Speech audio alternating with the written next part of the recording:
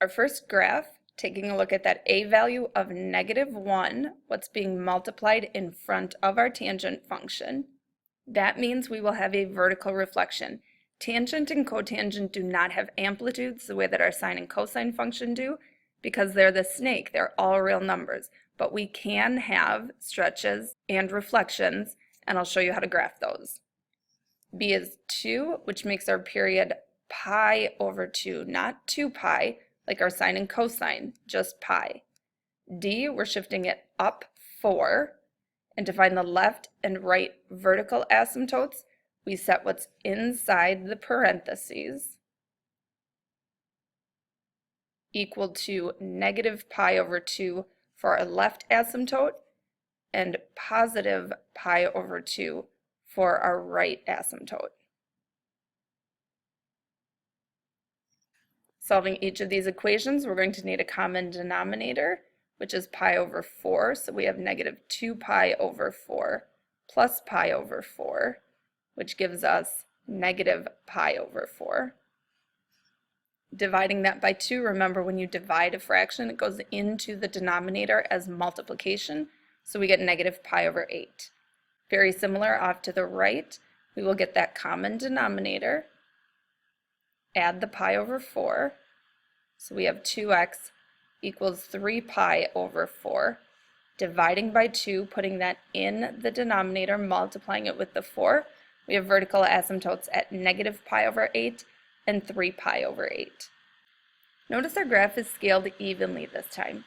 The reason for that is that when I graph the tangent function, I do not graph the pi/6 or pi/3 values.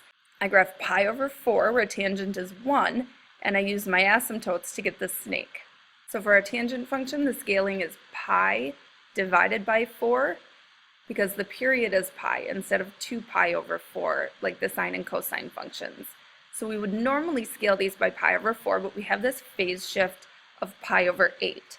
So I'm going to start at -pi/8, adding pi/4 or 2pi/8, I get pi/8, 3pi/8, which is the right endpoint of one period, and then I can go off to the left and subtract that 2pi/8 a couple of times.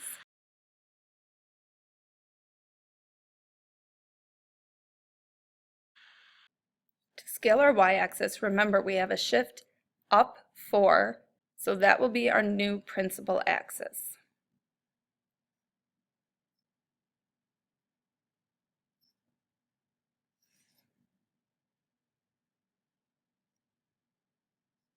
Our vertical asymptotes occur where we found those shifts at -pi/8, -3pi/8, and we'll also have one at -5pi/8. So here's how I graph the tangent function. Halfway between the two asymptotes, the tangent function is at 0, or it's meeting the principal axis.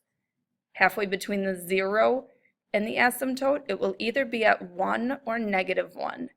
Typically, our tangent function rises, but we have a vertical reflection on this one, so our tangent function will fall.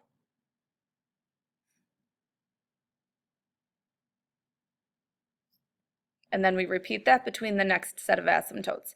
Halfway between the asymptotes, tangent is 0. Halfway between the 0 and the asymptote, it's at -1 or +1, depending on the reflection or not. And finally, our cotangent function.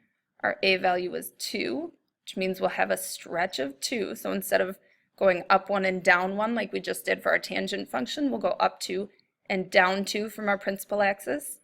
B value is 1/3, so our period is pi divided by 1/3, or times the reciprocal, we get a period of 3pi. Our D, we're going down 1. For cotangent, we set what's in the parentheses equal to 0 for the left asymptote and equal to pi for the right asymptote. Solving those equations, subtracting pi from both sides, multiplying by 3, we have our left asymptote, subtracting pi from both sides, multiplying by 3, we have our right asymptote. Taking the period and dividing by 4 for our scaling, we should be scaling by 3 pi over 4. Negative 6 pi over 4 would simplify to negative 3 pi over 2, negative 9 pi over 4, and negative 12 pi over 4 simplifies to negative 3 pi. Flipping that off to the right.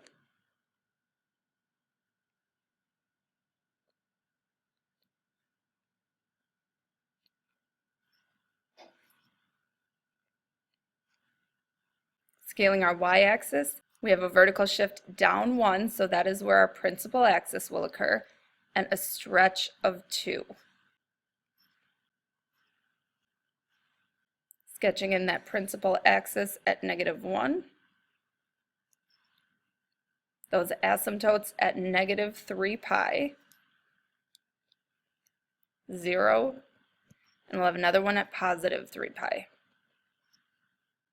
Cotangent function, very similar to the tangent function.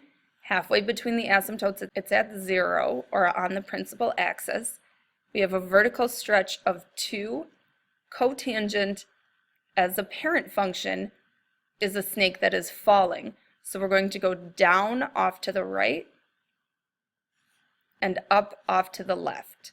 So it looks like a reflection of the tangent function.